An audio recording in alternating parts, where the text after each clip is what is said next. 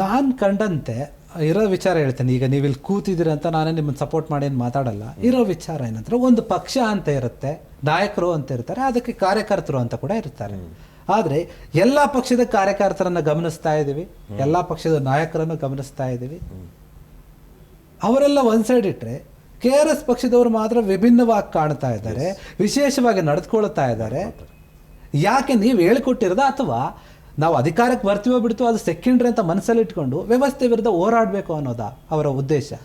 ಇದು ನಾವು ಪಾಲಿಸಿರುವಂತಹದ್ದು, ಹೇಳ್ಕೊಟ್ಟಿರೋದಕ್ಕಿಂತ. ಯಾಕಂದ್ರೆ ಎಲ್ಲ ನಾನು ಗಮನಿಸಿದ್ದೀನಿ, ನಾನೇ ಸ್ವತಃ ಗಮನಿಸಿದ್ದೀನಿ, ಭಯಪಡ್ತಿಲ್ಲ, ಭಯಪಡಲ್ಲ. ಯಾರಿದ್ರು ಸರಿ. ರವಿಗಿಲ್ಲದ ಭಯ, ಶಶಿಗಿಲ್ಲದ ಭಯ, ತಾರಾ ನಿವಾಹಕ ಇರದ ಭಯ, ನಿನಗೇತಕ್ಕೆ ಬಿಡು ಅಣು ಶ್ರದ್ಧೆಯ ನೀಡು, ನಿನ್ನ ನೈವೇದ್ಯವ ನೀಡು, ಕುವೆಂಪು ಅವರು ಹೇಳಿದ್ದು. ನಾವು ಇದೊಂದು ಒಂದು ಸಮರ್ಪಣಾ ಯಜ್ಞದಲ್ಲಿ ತೊಡಕೊಂಡಿದ್ದೀವಿ, ನನ್ನನ್ನು ಸೇರಿದಂತೆ. ಹಾಗಾಗಿ ಸೂರ್ಯನಿಗಿಲ್ಲದ ಭಯ, ಚಂದ್ರನಿಗಿಲ್ಲದ ಭಯ, ತಾರೆಗಳ ನಕ್ಷತ್ರಗಳಿಗಿಲ್ಲದ ಭಯ, ನಿನಗೇತಕ್ಕೆ ನಿನ್ನೊಂದು ಅಣು ಆ ಥರಕ್ಕೆ ಶ್ರದ್ಧೆ ನೀಡು ಅಂತ ಕುವೆಂಪು ಹೇಳ್ತಾರಲ್ಲ, ಆ ಥರಕ್ಕೆ ನಾವು ನೋಡ್ತಾ ಇದ್ವಿ. ಬೇರೆ ಕಾರ್ಯಕರ್ತರು ಅವ್ರ ನಾಯಕರಿಗೆ ಜೈ ಅಂತಾರೆ, ಅಣ್ಣ ಅಣ್ಣ ಅಂತ ಹೂನಾರ ಹಾಕ್ತಾರೆ, ಬ್ಯಾನರ್ಗಳನ್ನು ಹಾಕ್ತಾರೆ, ದೊಡ್ಡ ದೊಡ್ಡ ಮೆರವಣಿಗೆಗಳನ್ನು ಮಾಡ್ತಾರೆ. ಆದರೆ KRS ಕಾರ್ಯಕರ್ತರು ಮಾತ್ರ ಕಚೇರಿಗೆ ನುಗ್ಗುತ್ತಾರೆ, ಪ್ರಶ್ನೆ ಮಾಡ್ತಾರೆ, ವಿಡಿಯೋ ಮಾಡ್ತಾರೆ, ಎದುರಿಸ್ತಾರೆ. ಈ ರೀತಿ ಒಬ್ಬ ಅಂದ್ರೆ ಎದುರಿಸೋದಂತಂದ್ರೆ ಭ್ರಷ್ಟಾಚಾರವನ್ನು ಎದುರಿಸ್ತಾರೆ. ಯಾರಿಗೆ ಎದುರು ತಮ್ಮ ಕೆಲಸವನ್ನು ತಾವು ನೀಟಾಗಿ ಮಾಡ್ತಾ ಇದ್ರೆ, ಇದು ಏನಿದೆ ಸ್ವಲ್ಪ ವಿಭಿನ್ನವಾಗಿ ಕಾಣ್ತಾ ಇದೆ. ಮತ್ತೆ ಬೇರೆ ಕಾರ್ಯಕರ್ತರಿಗೆ ಹೋಲಿಸಿದಾಗ ಪಕ್ಷದ ಕಾರ್ಯಕರ್ತರು ಅಂತಂದ್ರೆ ನಿಜವಾಗಿ ಕೂಡ ಜನಸಾಮಾನ್ಯರಿಗೆ ಮತ್ತೆ ಸಮಾಜಕ್ಕೆ ಉಪಯೋಗ ಆಗೋ ರೀತಿಯಲ್ಲಿ ನಡೆದುಕೊಳ್ತಾ ಇರುವಂತಂದ್ರೆ ಅದು KRS ಪಾರ್ಟಿಯ ಕಾರ್ಯಕರ್ತರು ಅಥವಾ ನೀವೇನು ಸೈನಿಕರಿದ್ರೆ ಅವರು ಅಂತ ನಾನು ಕೂಡ ಅದನ್ನ ಒಂದು ರೀತಿಯಲ್ಲಿ ನಾನು ಒಪ್ಕೊಳ್ತಾ ಇದ್ದೆ ವೈಯಕ್ತಿಕವಾಗಿ. ಬಟ್ ಇದು ನಡೀತಾ ಇದೆ. ಇದರ ಒಂದು ಯೋಚನೆ ಏನಿದೆ, ನಾವು ಈ ರೀತಿಯಾಗಿ ಸ್ಮಾರ್ಟ್ಫೋನನ್ನು ಈ ರೀತಿಯಾಗಿ ಯೂಸ್ ಮಾಡ್ಕೊಳ್ಬೇಕು ಎಫೆಕ್ಟಿವ್ ಆಗಿ ಅನ್ನೋದು, ಅದು ನಿಮ್ಮ ಆಲೋಚನೆನ ಅಥವಾ ಬೇರೆಯವರು ಯಾರಾದ್ರೂ ನಿಮ್ಗೆ ಹೇಳಿದ್ದ? ಇಲ್ಲ, ನಾವು ನೋಡಿ ಈ ಲಂಚಮುಕ್ತ ಕರ್ನಾಟಕ ಅಭಿಯಾನ ಅಂತ ನಾವು ಮಾಡಿದ್ವಿ. ಈ ಲಂಚಮುಕ್ತ ಕರ್ನಾಟಕ ಅಭಿಯಾನ ಶುರುವಾಗಿದ್ದು ಆಮ್ ಆದ್ಮಿ ಪಾಟೀಲ್ ಇದ್ದಾಗ. ಬೆಂಗಳೂರಲ್ಲಿ ಒಂದಷ್ಟು RTI ಯಲ್ಲಿ ದಾಖಲೆಗಳನ್ನ ತಗೊಂಡು ಆಮ್ ಆದ್ಮಿ ಪಾಟೀಲ್ ಇದ್ದಾಗ ನಾವು ಆಡಿಟ್ ಮಾಡೋಣ ಅನ್ನುವಂಥ ವಿಚಾರ ಬಂತು. ಈಗ ಎಲ್ಲ ಕಡೆ ಬೋರ್ ಹಾಕಿದ್ದಾರೆ, ಆದರೆ ಬೋರೇ ಇಲ್ಲ. ಬೋರ್ ಹಾಕಿ ಮೋಟ್ರ್ ಬಿಟ್ಟಿದ್ದಾರೆ ಅಂದರೆ ಮೋಟ್ರೇ ಇಲ್ಲ. ಯಾರೋ ಶಾಲೆ ಕಟ್ಟಿದ್ದಾರೆ, ಒಂದು 50 ಲಕ್ಷ 1 ಕೋಟಿ ಅಂತಾರೆ, ನೋಡಿದ್ರೆ ಅಲ್ಲಿ ಕಾಮಗಾರಿ ಮುಗಿದಿಲ್ಲ. 2015ರಲ್ಲಿ ನಾವೊಂದಷ್ಟು ಅಭಿಯಾನ ಮಾಡಿದ್ವಿ. ಆ ಅಭಿಯಾನ ಆದಮೇಲೆ ನಾನು ಯೋಚನೆ ಮಾಡಿದೆ, ನಾವು ಈಗ ಇದನ್ನೆಲ್ಲ ಇಟ್ಕೊಂಡು ಸೋಷಿಯಲ್ ಆಡಿಟ್ ಅಂತ ಮಾಡೋಣ, ಕಚೇರಿಗಳಿಗೆ ಹೋಗೋಣ, ಅಧಿಕಾರಿಗಳನ್ನ ಯಾವ ಥರ ಇದ್ದಾರೆ ಅಂತ ನೋಡೋಣ, ಅವರು ID ಕಾರ್ಡ್ ಹಾಕ್ಕೊಂಡಿದ್ದಾರಾ, ನೇಮ್ ಪ್ಲೇಟ್ ಇದೆಯಾ ಅಂತ. ಸೊ ಅದಕ್ಕೆ ಲಂಚಮುಕ್ತ ಕರ್ನಾಟಕ ಅಭಿಯಾನ ಅಂತ ಹೆಸರಿಟ್ಟು ಒಂದು ಹೆಲ್ಪ್ಲೈನ್ ಮಾಡಿದ್ವಿ. ನಾನು ಹೇಳ್ತಿರೋದು 2015ರಲ್ಲಿ ಆಮ್ ಆದ್ಮಿ ಪಕ್ಷದಲ್ಲಿ ನಾನೊಬ್ಬ ಸಹ ಸಂಚಾಲಕ ಆಗಿದ್ದಾಗ ಆವಾಗ ಸಂತೋಷ್ ಹೆಗ್ಡೆ ಅವ್ರನ್ನ ಕರೆಸಿ ಪ್ರೆಸ್ ಕ್ಲಬ್ ಅಲ್ಲಿ ಒಂದು ಹಾಲ್ ಇದೆ, ಆ ಹಾಲಲ್ಲಿ ಆ ಹೆಲ್ಪ್ಲೈನ್ ಉದ್ಘಾಟನೆ ಮಾಡಿದ್ವಿ. ಅದಾದ 2-3 ದಿವಸಕ್ಕೆ ಅಕ್ಟೋಬರ್ 1-2 ಆ ಸುಮಾರಲ್ಲಿ ಗಾಂಧಿ ಜಯಂತಿಯ ಮುಂದಿನ ದಿವಸ 2015ರಲ್ಲಿ ಇವರನ್ನ ಕರೆಸಿ, ಯಾರು ದೊರೆಸ್ವಾಮಿ ಅವ್ರನ್ನ ಕರೆಸಿ ಕೋರಮಂಗಲದಲ್ಲಿರುವಂಥ RTOದಲ್ಲಿ ಮೊದಲ ಲಂಚಮುಕ್ತ ಕರ್ನಾಟಕ ಅಭಿಯಾನ ಮಾಡಿದ್ವಿ. ಆವತ್ತಿನಿಂದಾನೇ ನಾವು ಈ ಸೋಷಿಯಲ್ ಆಡಿಟ್ ಎಲ್ಲ ಇಟ್ಕೊಂಡು ಕಚೇರಿಯಲ್ಲಿ, ಒಂದು ಸರ್ಕಾರಿ ಕಚೇರಿ ಶುರುವಾದಾಗ ಅದರಲ್ಲಿ ಯಾವೆಲ್ಲ ಮೂಲಭೂತ ಸೌಕರ್ಯಗಳಿರಬೇಕು, ಸೌಲಭ್ಯಗಳಿರಬೇಕು, ಅಧಿಕಾರಿಗಳು ಯಾವ ರೀತಿ ಇರಬೇಕು, ಬಂದವ್ರನ್ನ ಯಾವ ರೀತಿ ನೋಡಬೇಕು, ಯಾವ ರೀತಿ ಕೆಲಸ ಮಾಡಿಕೊಡ್ಬೇಕು, ಎಷ್ಟು ಪಾರದರ್ಶಕವಾಗಿರಬೇಕು, ಇವೆಲ್ಲವನ್ನ ಒಂದು ಚೆಕ್ ಲಿಸ್ಟ್ ಮಾಡಿಕೊಂಡು ಬರ್ತಾ ಹೋದ್ವಿ. ಸೊ ಹಾಗೆ ಶುರುವಾಗಿದ್ದು ಯಾವುದು ಈ ಲಂಚಮುಕ್ತ ಕರ್ನಾಟಕ. ಆಮೇಲೆ ಅದಾದ್ಮೇಲೆ ನಿಮ್ಗೆ ಗೊತ್ತಿದೆ, ಅಲ್ಲಿ ಆಮ್ ಆದ್ಮಿ ಪಾರ್ಟಿಲಿ ಅದನ್ನ ಮುಂದುವರಿಸ್ತಿಲ್ಲ, ಆಮೇಲೆ ನಾನು ಅದರಿಂದ ಆಚೆಗೆ ಬಂದು ನಾನು ಅಂದ್ರೆ ಆಚೆಗೆ ಬಂದೆ ಅಂದ್ರೆ ನನ್ನನ್ನ ಅವರು 2016ರಲ್ಲಿ ಜುಲೈಯಲ್ಲಿ ನಾನೊಂದು ಸಭೆಗೆ ಅಟೆಂಡ್ ಆದೆ. ಆ ಸಭೆಗೆ ಅಟೆಂಡ್ ಆಗಿದ್ದು ಅಪರಾಧ ಅಂತೇಳಿ ನನ್ನನ್ನು ರಾಜ್ಯ ಸಮಿತಿಯಿಂದ ಬಿಡುಗಡೆ ಮಾಡಿ 3 ತಿಂಗಳು ಶೋಕಾಸ್ ನೋಟಿಸ್ ಕೊಟ್ಟು ನಾನು ಅದಕ್ಕೆ ಉತ್ತರ ಕೊಟ್ಟು ಈಗೆಲ್ಲ ನಡೀತು. ಕೊನೆಗೆ ಅವ್ರೇನು ತೀರ್ಮಾನ ತಗೊಳ್ಳಿಲ್ಲ, ಅವ್ರು ನನ್ನನ್ನು ಪಕ್ಷದಿಂದ ಉಚ್ಚಾಟನೆ ಮಾಡಲಿಲ್ಲ. ಬರೀ ರಾಜ್ಯ ಸಮಿತಿಯಿಂದ ಬಿಡುಗಡೆ ಮಾಡಿ ಒಬ್ಬ ಸಾಮಾನ್ಯ ಸದಸ್ಯನಾಗಿರಬೇಕು ಅಂದ್ರು. ಸೊ ನಾನು 3 ತಿಂಗಳಿದ್ದು, ಆಮೇಲೆ ಅಷ್ಟೊತ್ತಿಗೆ ಇದು ಯಾಕೋ ಸರಿ ಹೋಗಲ್ಲ ಅಂತೇಳಿ ಲಂಚಮುಕ್ತ ಕರ್ನಾಟಕ ನಿರ್ಮಾಣ ವೇದಿಕೆ ಅಂತ ಮಾಡಿಕೊಂಡು ಒಂದು ಸಂಘಟನೆಯನ್ನ ಮಾಡಿಕೊಂಡು ಆಮ್ ಆದ್ಮಿ ಪಕ್ಷದಿಂದ ಹೊರಗೆ ಬಂದೆ. ಅದಾದ ನಂತರ ನಾವೆಲ್ಲೇ ಹೋಗ್ಲಿ, ಅವಾಗ ಇನ್ನೂ ಆಗ್ತಾನೆ ಫೇಸ್ಬುಕ್ ಲೈವ್ ಬರ್ತಾ ಇತ್ತು, ನಮ್ಮೆಲ್ಲ ಕಾರ್ಯಕ್ರಮಗಳನ್ನ ವಿಡಿಯೋ ಮಾಡ್ತೀನಿ. ನಾನೀಗ ಅಮೆರಿಕದಲ್ಲಿ ಇಲ್ಲಿದ್ದವನು ಎಲ್ಲರಿಗೂ ಅದು ಇನ್ನು ಸಾರ್ವಜನಿಕ ಸ್ಥಳದಲ್ಲಿ ವಿಡಿಯೋ ಮಾಡೋದಾಗ್ಲಿ, ಫೋಟೋ ಮಾಡೋದಾಗ್ಲಿ ಅಪರಾಧ ಅಲ್ಲ, ಅಕ್ರಮ ಅಲ್ಲ, ಕಾನೂನು ಬಾಹಿರ ಅಲ್ಲವೇ ಅಲ್ಲ. ಯಾವುದೋ ಒಂದು ಹೆಣ್ಣು ಮಗಳು ಯಾವುದೋ ಒಂದು ಕಾಂಪ್ರಮೈಸಿಂಗ್ ಸಿಚುವೇಶನ್ ಇದ್ದಾಗ ಒಬ್ಬ ಹೆಣ್ಣಿನ ಘನತೆ ಅಥವಾ ಯಾವುದೋ ವ್ಯಕ್ತಿಯ ಘನತೆಗೆ ಕೀಳಾಗುವ ತರಹದ ಫೋಟೋ ಹಿಡಿಬಾರ್ದು.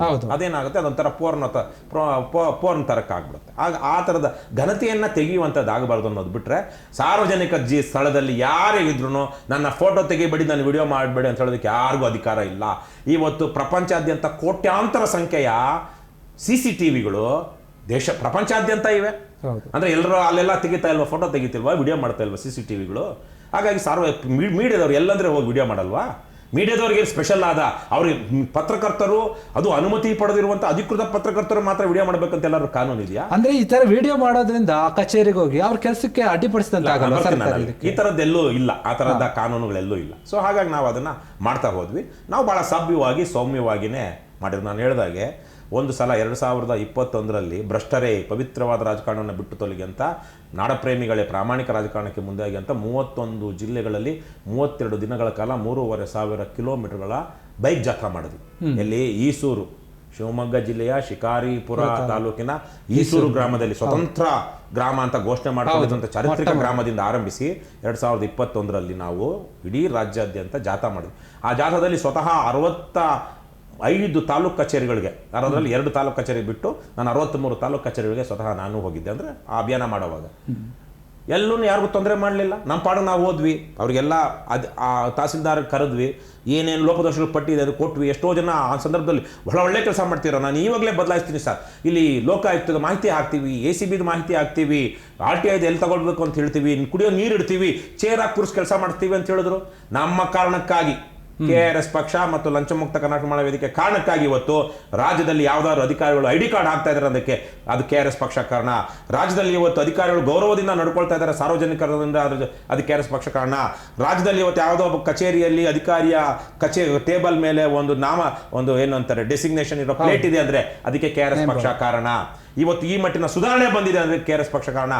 ಸ್ವತಃ ನಾನು ಖುದ್ದು ನಮ್ಮ ಸಹೋದ್ಯೋಗಿಗಳ ಜೊತೆ, ಸಹಚರರ ಜೊತೆ ಮೂರು ಚೀಫ್ ಸೆಕ್ರೆಟರಿಗಳನ್ನ ಭೇಟಿ ಮಾಡಿದ್ದೀನಿ. ಇವೆಲ್ಲ ಏನು ಮೆಮೊಗಳು ಹಾಕ್ಸೋದಕ್ಕೆ ಕಂಪ್ಲೇಂಟ್ ಮಾಡಿದ್ದೀವಿ, ದೂರು ಕೊಟ್ಟಿದ್ದೀವಿ, ಮನವಿ ಪತ್ರ ಕೊಟ್ಟಿದ್ದೀವಿ. ಅವೆಲ್ಲದರಿಂದಾಗಿ ಇವತ್ತು ಸರ್ಕಾರಿ ಕಚೇರಿಗೆ ಬರುವಂಥ ಸಾರ್ವಜನಿಕರನ್ನು ಗೌರವದಿಂದ ಕಂಡು ಅವರ ಕೆಲಸ ಮಾಡಿಕೊಡಬೇಕು ಅಂತೇಳಿ ಸರ್ಕಾರದಿಂದ ಮೆಮೊ ಹೋಗಿದೆ.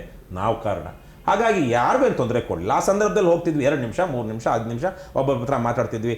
ಕೆಲವೊಬ್ಬರು ಎಷ್ಟು ದರಿದ್ರವಾಗಿ ದರಿದ್ರ ವ್ಯವಸ್ಥೆಯಲ್ಲಿ ಸ್ಥಿತಿಯಲ್ಲಿ ಇರ್ತಿದ್ರು ಅಂದರೆ, ಟೇಬಲ್ ಸರಿ ಇಲ್ಲ, ಕುರ್ಚಿ ಸರಿ ಇಲ್ಲ. ಒಂದು ವಿಚಾರ ಹೇಳಬೇಕು, ನಂಜನಗೂಡು, ನಾನು ಹೇಳ್ತಿರೋದು 2017-18 ಸಂದರ್ಭದ್ದು ಅನಿಸುತ್ತೆ. ಆವತ್ತಿನ ಮುಖ್ಯಮಂತ್ರಿ ಯಾರು? ಸಿದ್ದರಾಮಯ್ಯ ಅವರು. ಹೌದು. ಆವತ್ತಿನ ಕಂದಾಯ ಸಚಿವ ಯಾರು? ಶ್ರೀನಿವಾಸ್ ಪ್ರಸಾದ್. ಶ್ರೀನಿವಾಸ್ ಪ್ರಸಾದ್ ಕ್ಷೇತ್ರ ಯಾವುದು? ನಂಜನಗೂಡು. ನಂಜನಗೂಡಲ್ಲಿ ಒಂದು ಹೋಬಳಿ ಯಾವ ವಿಧಾನಸಭಾ ಕ್ಷೇತ್ರಕ್ಕೆ ಬರುತ್ತೆ? ವರುಣಾ ವಿಧಾನಸಭಾ ಕ್ಷೇತ್ರಕ್ಕೆ ಬರುತ್ತೆ. ಅಂದರೆ ನಂಜನಗೂಡು ತಾಲೂಕಿಗೆ ಮುಖ್ಯಮಂತ್ರಿ ಮತ್ತು ತಾಲೂಕನ್ನ ಮುಖ್ಯಮಂತ್ರಿ ಪ್ರತಿನಿಧಿಸ್ತಾ ಇದ್ರು, ಕಂದಾಯ ಇಲಾಖೆಯ ಸಚಿವರು ಪ್ರತಿನಿಧಿಸ್ತಾ ಇದ್ರು. ಆ ಕಂದಾಯ ಇಲಾಖೆಯ ತಹಸೀಲ್ದಾರ್ ಕಚೇರಿ ಎಷ್ಟು ದರಿದ್ರವಾಗಿತ್ತು ಅಂದರೆ ಅದು ಹಂದಿ ಕೊಂಪೆ ಇದ್ದಂಗಿತ್ತು. ಒಬ್ಬ ಇನ್ನೊಂದು ವರ್ಷಕ್ಕೋ 2 ವರ್ಷಕ್ಕೋ ರಿಟೈರ್ಡ್ ಆಗೋದಕ್ಕೆ ಮೊದಲು ಡೆಪ್ಯೂಟಿ ತಹಸೀಲ್ದಾರ್ ಆಗುವಂಥ ವ್ಯಕ್ತಿ ಎಲ್ಲಿ ಕೂತಿದ್ದ ಗೊತ್ತಾ? ಕಾರಿಡಾರಲ್ಲಿ ಕೂತಿದ್ದ. ಡೆಪ್ಯೂಟಿ ತಹಸೀಲ್ದಾರ್ ಆದವನು ನಂಜನಗೂಡು ತಾಲೂಕು ಕಚೇರಿಯಲ್ಲಿ, ಇವತ್ತು ನಮ್ಮ ಕಚೇರಿಯಲ್ಲಿ ಇದೆ, ಅದ್ರದ್ದು ನನ್ನ ಫೇಸ್ಬುಕ್ಕಲ್ಲಿ ಸಿಗುತ್ತೆ, ನಂಜನಗೂಡು ತಾಲೂಕು ಕಚೇರಿ ಅಂತ ಹಾಕಿದ್ರೆ. ಎಷ್ಟು ದರಿದ್ರವಾಗಿತ್ತು ಅಂದರೆ ನಾವು ಆವತ್ತೇ ಮಾತಾಡಿ, ಅದು ಮಾಧ್ಯಮಗಳೆಲ್ಲ ಚೆನ್ನಾಗಿ ಬಂತು, ವಿಶೇಷವಾಗಿ ಪತ್ರಿಕಾ ಮಾಧ್ಯಮಗಳಲ್ಲಿ ಬಂತು. ಅದಾದಮೇಲೆ ಹೊಸದಾಗಿ ಈಗ ನಂಜನಗೂಡು ತಾಲೂಕು ಆಫೀಸು ಹೊಸದಾಗಿ ಚೆನ್ನಾಗಿ ಕಟ್ಟಿದ್ದಾರೆ. ಆದರೆ ಇಂಥದ್ದನ್ನು ನಾವು ಆವತ್ತೇ KRS ಪಕ್ಷ ಇರೋದಕ್ಕೆ ಮೊದಲೇ ಮಾಡಿದ್ವಿ. ಇವೆಲ್ಲೂ ನಾವೇನು ತೊಂದರೆ ಕೊಡಲಿಲ್ಲ. ಎಲ್ಲಿ ತೊಂದರೆ ಆಯಿತು? ಯಾರೋ ಒಬ್ಬ ಭ್ರಷ್ಟ ಸಿಕ್ಕಾಕೊಂಡ್ಬಿಟ್ಟ. ಈಗ ಅದೇ ನಂಜನಗೂಡಲ್ಲಿ ಒಬ್ಬಳು ಪರಮ ಭ್ರಷ್ಟೆ ಒಬ್ಳಿದ್ಲು, ಮೋಹನ್ ಕುಮಾರಿ ಅಂತ. ಎಲ್ಲೆಲ್ಲೋ ಮಾಡ್ಕೊಂಡದೇನೋ ದೊಡ್ಡ ಅವಾಗ ಹಗರಣಗಳಾಗಿತ್ತು ಆಕೆದು. ಆಕೆ ನಾವು ಹೋದಾಗ ನನಗೆ ಗೊತ್ತಿರಲಿಲ್ಲ, ಆಕೆ ಹಿನ್ನೆಲೆ ಗೊತ್ತಿರಲಿಲ್ಲ. ಹೋದ್ವಿ, ಅಲ್ಲೊಂದು ಅಭಿಯಾನ ಮಾಡಿದ್ವಿ, ಬೈಕ್ ಜಾಥಾ ಸಂದರ್ಭದಲ್ಲಿ ಅನಿಸುತ್ತೆ. ಮಾಡಿದಾಗ ಇಡೀ ಕಚೇರಿಲೆಲ್ಲ ಓಡಾಡ್ಕೊಂಡ್ಬಂದ್ವಿ. ಆಕೆ ಕಚೇರಿಗೂ ಹೋಗಿ ಕೊಟ್ವಿ, ಎಲ್ಲೆಲ್ಲ ಕೊಟ್ವಿ. ಇಲ್ಲ ನಾನು ಮಾಡ್ತೀನಿ, ಸರಿ ಮಾಡ್ತೀನಿ, ಇದೆಲ್ಲ ಸರಿ ಇದೆ, ಹೌದೌದು ನೀವು ಹೇಳ್ತಿರೋದು, ನಾನು ಬದಲಾವಣೆ ಮಾಡ್ತೀನಿ, ಸರಿ ಮಾಡ್ತೀನಿ ಅಂತ ಹೇಳೋದ್ಲು ಆಕೆ. ಸೊ ಅದಾದ್ಮೇಲೆ ನಾವು ಆಚೆಗೆ ಬಂದ್ವಿ. ಆಚೆಗೆ ಬರೋ ಅಷ್ಟೊತ್ತಿಗೆ ಅಲ್ಲೇ ಗೇಟ್ ಹತ್ರನೇ, ಆ ಬಾಗಿಲ ಹತ್ರನೇ ಒಬ್ಬ ವ್ಯಕ್ತಿ, ಸರ್ ನಾನಿಲ್ಲಿ ನನ್ನ ಹತ್ರ ಒಬ್ಬರು ಇನ್ನೊಬ್ಬ ಶ್ರೀನಿವಾಸ್ ಅನ್ನೋನು ಅನಿಸುತ್ತೆ, ಅಥವಾ ನಟರಾಜ್ ಅನ್ನೋ ವ್ಯಕ್ತಿ ಬಂದು, ಇಲ್ಲಿ ಶ್ರೀನಿವಾಸ್ ಅನ್ನೋ SGA ನನ್ನ ಹತ್ರ ಲಂಚ ತಗೊಂಡಿದ್ದಾನೆ ಸರ್, ಅದೇನೋ ಕೆಲಸ ಮಾಡ್ಕೊಡ್ತೀನಿ ಅಂತ, ಇನ್ನೂ ಮಾಡಿಕೊಟ್ಟಿಲ್ಲ ಅಂತ. ಅಲ್ಲಿ ಅವ್ನು ನಾವು ಲೈವಲ್ಲಿ ಇದ್ದೀವಿ, ಲೈವಲ್ಲಿ ಹೇಳ್ದ, ನಾವು ವಿಚಾರಿಸ್ಬೇಕಲ್ವಾ, ಇದಾಗಿದ್ರೆ ಬೇರೆ ಟೈಮಲ್ಲಿ ಆಗಿ ಲೈವಲ್ಲಿ ಇದೆ, ಸರಿ ನೋಡಪ್ಪ ಇನ್ನು ಯಾರಿಗಾದ್ರು ನಮ್ಮವ್ರಿಗೆ ಹೇಳಿ ಒಂದ್ಸಲ ಹೋಗಿ ಮಾತಾಡಿ ಅದನ್ನ ಕೆಲಸ ಮಾಡಿಸ್ಕೋ ಅಂತ ಹೇಳ್ಬೋದಿತ್ತು. ಆದ್ರೆ ಲೈವಲ್ಲಿ ಇದ್ರು ನಾನೇ ಸ್ವತಃ ಹೋಗಿ ಆ ಮೋಹನ್ ಕುಮಾರಿ ಹತ್ರ ಮಾತಾಡಿದ್ರೆ, ಮೇಡಮ್ ಇಲ್ಲಿ ನಿಮ್ಮಲ್ಲಿ SDA ಯಾರೋ ಲಂಚ ತಗೊಂಡಿದ್ದಾರಂತ, ಇವರಿಂದ ಅದನ್ನ ಕೆಲಸ ಮಾಡಿಸ್ಕೊಡ್ತೀನಿ ಅಂತ ಕೊಟ್ಟಿಲ್ಲ ಅನ್ನೋಷ್ಟೊತ್ತಿಗೆ ಅದು ಎಲ್ಲಿತ್ತು ಆಕೆಗೆ ಹುಚ್ಚು, ಆ ಹುಚ್ಚಿ ಥರ ಆಡೋಕೆ ಶುರು ಮಾಡಿಬಿಟ್ಲು. ಯಾಕೆ? ಬಹುಶಃ ಆತ ಈಕೆಯ ಬೇನಾಮಿ, ಯಾರು SDA, ಅವ್ನು ಲಂಚ ತಗೊಂಡು ಅದ್ರಲ್ಲಿ ಈಕೆಗೆ ಪಾಲ್ ಕೊಡ್ತಾ ಇದ್ದಾರೆ. ಹುಚ್ಚಿ ತರ ಮಾತಾಡಿ ಅದಾದ್ಮೇಲೆ ಎಗರಾಡಿ ಕಿರ್ಚಾಡಿ ಮೈ ಮೇಲೆ ದೆವ್ವ ಹೋಗ್ಬಿಡ್ತು ಆಕೆಗೆ.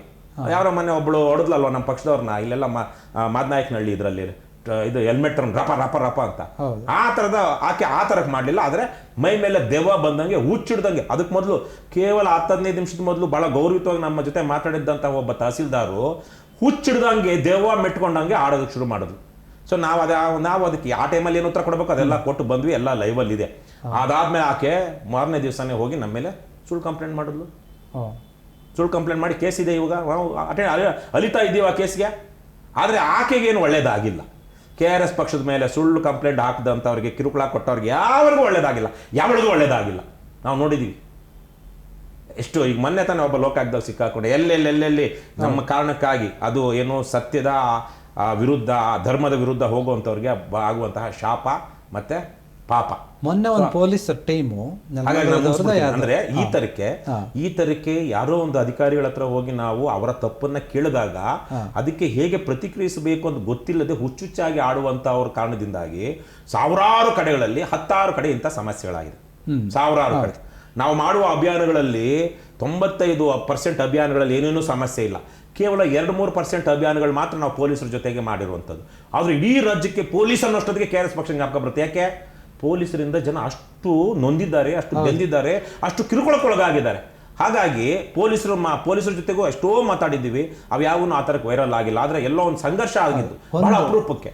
ಹಾಗಾಗಿ ಯಾರು ಭ್ರಷ್ಟರು, ದುಷ್ಟರು, ಅಪ್ರಾಮಾಣಿಕರು, ಕದೀಮರು, ದೇಶದ್ರೋಹಿಗಳಿದ್ದಾರೋ ಅವರು ಮಾತ್ರ ಇವತ್ತು KRS ಪಕ್ಷದವ್ರ ವಿರುದ್ಧ ಸುಳ್ಳು ಕೇಸ್ ಹಾಕೋದಿಕ್ಕೆ ಅಥವಾ ಅವ್ರನ್ನ ಹೆದರಿಸಿ ಬೆದರಿಸಿ ಮಾಡೋದಕ್ಕೆ ಬರ್ತಾ ಇದ್ದಾರೆ ಹೊರತು ಮಿಕ್ಕಾಗೆ ಭಾಳ ಸೌಜನ್ಯವಾಗಿ ಎಷ್ಟು ಕಡೆಗಳಲ್ಲಿ ನಾನು ಹೇಳಬಾರ್ದು.